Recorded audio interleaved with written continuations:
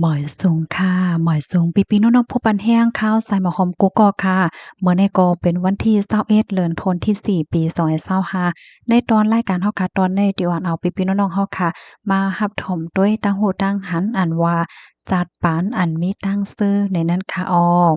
พี่น้องอะค่ะเพราะว่ามาด้วยก้นเฮาค่ะลองอันที่เฮาค่ะรู้แลอันปันตั้งชื่อเฮาค่ะนั่นก็การที่เฮาค่ะมีเฮิรนตีอยู่เนาะปยก็มีผักเยอะนางเขียวมีตั้งกินอันเตกินเนี่ยก็เป็นอันมีตั้งชื่อย่อจ่องแม่นค่ะก้อยกะว่าเพราะว่าเฮาค่ะมาด้วยวัยหลังๆในค่ะเนาะก้นเฮาค่ะเนี่ยก็มีลองเข่งต้ามีลองเข้เข่งกันและจังได๋ตั้งน้ำตั้งหลายค่ะเนาะป้าเจมวานเบิ่งและจังได๋ก็มีลองสุกยุงมีลองควักอันหาอำนาจกันว่าซังว่าจังใดจังหนังที่เฮาคาหันค่ะนะก้อยกะว่าเพราะว่าเฮาคาบ้านนับสอนต้วยขึ้นเปิงเป็นในโลกลมฟ้าหลงในตั้งเอาปี2019ค่ะเนาะพ้องตั้งเป็นโควิด19ล่ามแพ้นั่นไหนมันก็เฮ็ดให้เฮาคาได้ตื้อวนเลยว่าอ้อจัดบ้านก็มันเป็นจังไหนก้อยรู้ในนั่นน่ะเนาะ เมื่อหนังบางก้อในค่ะเนาะเกิดเป็นก้นมาตึกหนุ่มตึกกำยังอำไปไลจ้ำขำเจ้จิ่มเมืองก้นค่ะเนาะซัมปอไลผัดยานเมืองก้นกว่าเหย้าจังไหนเฮแลกำในซ้ำมาเทียงเมื่อแผ่นดินไหวอิงสันนั่นค่ะก็เนาะนั่นก็มีก้นรู้เสียงสาใจกว่าตั้งน้ำอันหมาเจ็บก็มีตั้งน้ำให้ไหนค่ะว่านั้นมาเห็นแลมันก็เฮ็ดให้หลายๆก็ค่ะเนาะวนหันถึงว่าอ้อสภาวะก็เป็นสภาวะก้อยรู้นั่นไหนกำนั้นแลเมื่อเข้าคัดตึงมีสายใจอยู่ใน เฮาค่ะก็โหลดไหลหมอไว้วางใจและปันตั้งชื่อตัวเจ้าเก่าพองโย่ให้ในนั้นน่ะเนาะจ่องแม่นค่ะเฮาค่ะได้มาเลยเพียนด้วยค่ะเนี่ยก็ลอกลายเฮ็ดให้ตัวเจ้าเก่าอยู่ดีกินหวานอายุยืนยาวยอก็มีตังเสือใจในนั้นค่ะข้อที่1ค่ะคัดใจว่วนกว่าในลองตั้งตีหลียอก็ว่วนโ้ป่องแรงถึงเปิงเป็นในโลกลมฟ้าเมืองก้นในเกิดแก่เจ็บเฒ่าเป็นตายในนั้นน่ะเนาะกำนั้นแหละเมื่อเฮาคาตึงมีสายใจอยู่นั่นค่ะเฮาคาโลหันกาขันสายใจอันที่เฮาคาตึกมียอก็คัดใจเฮ็ดให้มีตังซื้อเฮ็ดให้ค่ะเฮาคาอย่าไปกลุ่มว่นนำอย่าไปกลุ่มว่นคิดใจมองใจอยู่ดิกๆค่ะเนาะเมืองก้นหลงในเฮากลุ่มโพเลยตั้งนาเฮาโหลคัดใจไว้ใจเกี่ยวมนต์ซื้อเฮ็ดไรเฮ็ดวันมื้อในให้หลีดีสุดกุ้ยเฮ็ดจังได๋ค่ะเฮแลข้อความอันเปิ้นลาดเปิ้นหวานนั่นอันใดที่มันหลีก็เอามาใส่ใจและปกป้องตัวเจ้าเก่าสังว่าคอไหลที่เป็นคอเซเนคออันอำลีบ่ว่านี่จึงอย่าไปเอามาใส่ใจให้สุขใจเฮาไหนค่ะอันนี้เป็นข้อที่1ค่ะกำในข้อที่2เนี่ยค่ะเนาะเตรียมไว้ว่า เฮาค่าเนี่ยก็โหลเฮ็ดให้ลองตุกค่าเนี่ยอะค่ะเฮ็ดให้มันเป็นลองตั้งชื่อกว่าเฮ็ดจั่งใดค่ะนะก่อนเฮาค่ะในเพราะว่าเฮาค่ะมีป้ายวนอันหมายถอนอังกฤษเขาเรียกว่า negative thinking เพราะว่าเนี่ยจึงเฮ็ดให้เฮาค่ะวนนำคำใจอยู่ติ๊กๆในเขาก้อยกะว่าสังเจอหนังว่าเฮาค่ะวนก็เป็น positive thinking เฮาค่ะเอาลองสภาวะลองเปิงเป็นในเมืองก้นมาใส่ใจเพราะว่าเนี่ยจึง เฮาค่ะเนี่ยก็เตหมอปล่อยวางแล้วก็เฮาก็ได้มีตังซื้อใจเฮาได้หมอไว้วางใจเฮาได้อำไลกลุ่มขี้กลุ่มเงาอยู่ติ๊กๆในนั้นค่ะอันนี้เป็นข้อที่2เนี่ยค่ะกำในข้อที่3 ข้อที่3ได้เตรียมว่าเฮาคาโหลไลมอปล่อยวางลองพิดเปิงอันที่เฮาคายามเฮ็ดมาจังไหนก้นเฮาคากูก็ได้ค่ะเนาะอำว่าได้เฮ็ดสร้างสรรค์ก็ยาวให้มันป้อเข้มแบบกูลองและยอดดูหลีงามกว่ากูลองในมันก็เป็นไรค่ะเนาะอันที่เฮาคาไลเฮ็ดผิดเฮ็ดเปิงกว่าเฮ็ดอย่าอำเมินใจว่าหนังบางก็กล้าคายอำเมินใจแหละจังไหนเพราะว่าเจ้าเก่ากลุ่มกว่าเซลายแนงใจเตื้อใจเจ้ามันอยู่ติ๊กๆไหนมันติเฮ็ดให้อำเลยพ่นหรือสังมากก้อยอำกาเตตื้อคึกต่อไปจ่ายป้ายอยู่ลีโตเจ้าเก่าแลจังเฮ็ดให้มีปัญหาหน้าเฮิรนมาแทงลูกกวนป้อว่นนำสุขใจยอก็เดใจปิดใจปอดต่อกันแลพิดเถียงกันมาในเอากำนั้นแลโดเลยปล่อยว่างพองมาเมียวๆในได้ค่ะกำในข้อที่4เนี่ยเนาะ ข้อที่4เนี่ยก็เตรียมไว้ว่าเฮาคาโหลดไหลหาตื้อตางใหม่จังไหน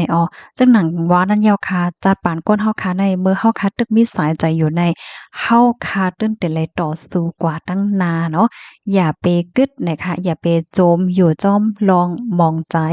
ลองสุขใจอันเป็นเมื่อป่นมาอำนั้นก็กว่ามองใจกว่าสุขใจจ้อมเปิ้นค่ะเนาะเฮาคาโหลดไหลกว่าตั้งนาโหลดไหลคัดใจค่ะเนาะมันก็ว่าก้นเฮาคาได้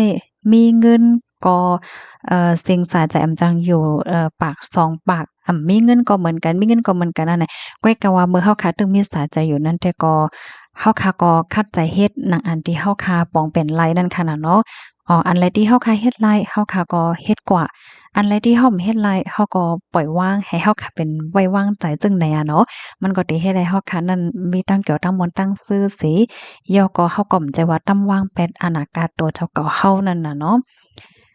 กำในมาเที่ยงข้อหนึ่งเนี่ยค่ะ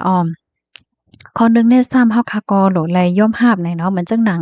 เฮาค่ะเป็นก้อนในเนาะยอก็อ้อยสิเฮาค่ะมังปอกมังไหลในตรงวงเฮาค่ะแลสังพี่น้องเฮาค่ะแลสังอันที่เปิ้นกัดเขียนหรือเฮาอันที่เปิ้นจ้าหรือเฮาก็แน่นอนว่ามันติมีค่ะเนาะเพราะว่าเฮาค่ะหันเปิ้นเลยดีเลยเป็นเลยแก้เขียนหรือเฮานั่นไหนเฮาค่ะก็อย่าไปเป็นเหมือนจังหนังว่าขี้เก้เปิ้นมันก็ในป้อหันเปิ้นเลยดีในขอเต็มเกี่ยมซื่อเตใจหลีเตใจเล็กใจน้อยแฮ่น่ะเนาะ อันแน่เจ้าก็เฮาอย่าไปเป็นจังนั้นนะคะเนาะเฮาค่ะโหลเลยย่อมรับรองแต่มันค่ะเสียวเลยเฮาค่ะโหลเลยเลยเพี้ยนด้วยว่าโอ้ก้นๆนั้นแน่กัดแขนหนาก้นๆนั้นออกมาแน่เขาเฮ็ดจึงหือเด็กค่ะเนาะเฮาค่ะโหลเลยมอยินหลีขมจ้มๆเปิ้นเหี่ยวก็คัดใจถามเขาอันนั้นก็กื้อกลุ่มตั้งเขาไหนค่ะเพราะว่าเฮาค่ะหมอไว้วางใจจังไหนไหนอ่าในตรงวงเฮามันก็เตลิเกียวลิมนลิซื่อค่ะเนาะการที่เฮาคากว่าขี้เก้เปิ้นอำนาจโลเปิ้นกว่าจังเปิ้นไหน มันเหมือนเฮาค่ะเอาไฟมาเผาตัวเจ้าเก่าก้อยนี่ค่ะเนาะติให้ได้ใจเจ้าเก่าเกี่ยวสิเจ้าเก่าก็เต็มหันเส้นตั้งเหมือนหนังเขาเฮ็ดให้ไหลนั่นน่ะเนาะเพราะว่าเฮาค่ะมาเปลี่ยนใจยอมรับเปิ้นโหมจ้มๆเปิ้นแฮก็คัดใจจึ้งเปิ้นน่ะเฮาค่ะนี่ก็เตจังขึ้นใหญ่เหมือนเปิ้นไหลเนี่ยค่ะอันนี้เป็นข้อที่5กำในข้อที่6เนี่ยค่ะเฮาค่ะโหลดไหลมีสติสมาธิแล้วก็รักษาศีลในพี่น้องค่ะ อันนี้ก็ปองว่าเฮาคาเตลาเตเฮ็ดเตสร้างสังก็โหลเลยมีสติศีลและโหลเลยมีศีลเพราะว่าศีลในละลายก็จะมีความถามว่าเป็นอีหังค่าเนี่ยเนาะตัวอย่างเปิงแตงมันง่ายๆค่ะเนาะในฐานะที่เฮาค่ะเป็นคนโยๆเด้ก็ศีล5มันจังหนังข้อที่1เนาะค่าแฮมโตใจเปิ้นตายข้อที่2หลากหลายโคของเปิ้นข้อที่3ก้นลูกถูกเมเปิ้นโผเปิ้นเนาะข้อที่4แปดแลนให้เปิ้นลุยให้ซุ่มหลงย้อนเปิ้นเฮาข้อที่5ก็กินเหล้าเมามิ่งสุราให้ไหนนั่นค่ะก็รักษาศีลไหนค่ะเพราะว่าเฮาค่ะเฮ็ดซาวจังหนังว่ามาไหนๆได้ก็จัดปานเฮาค่ะนั้นตื้นมีตั้งซื้อห้างเหย้าเฮ็ดจังไหนค่ะมาทางข้อที่7ค่ะ ข้อที่7เนี่ยซ้ำเตรียมว่า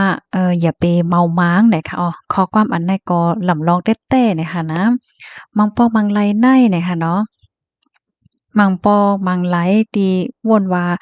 เปิ้นฮ้องว่าจั่งเพราะว่าเฮาค้าไว้เมาม้างเนาะว่าจะเป็นลองลาดลองจ้าเนาะเฮาหลาตัวเจ้าเก่าเฮาห้าหลาก้นตีนให้เฮิรนห้าหลาเปิ้นห้าไหลเฮ็ดจั่งใดก็มันเฮ็ดให้เฮาค้านั้นแลแหน่งใจขึ้นเนาะอันนี้ก็มันเป็นย้อนเพราะว่าเฮาค้าเมาม้างเฮ็ดให้ค่ะ